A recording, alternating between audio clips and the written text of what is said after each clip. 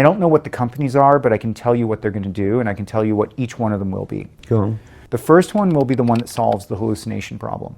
The second one will be the one who is best able to break down sub-goals for agentic. I think agentic comes after you solve the hallucination problem, because otherwise you get these long chains where you can introduce hallucinations. It'll kind of work, but it'll work much better after. The next one is what I call the invent stage. So right now the way the LLMs work, they make the most probable prediction. You've got a detective, murder mystery. You get to the point where the detective says, and the murderer is, and it can actually predict it. It had to understand everything, right? But it's going to give you the most probable answer. And that's not good for invention. It's not good for art, writing. The reason that the writing from LLMs is terrible is because it's predictable. So how do you actually say something that's non-obvious, but is obvious when you see it? And then the final one is what I call the proxy stage, when someone makes it so that models can just make decisions for you. You can proxy your decisions, like the decision to do this interview, right? Other things had to be canceled. The flight had to be booked.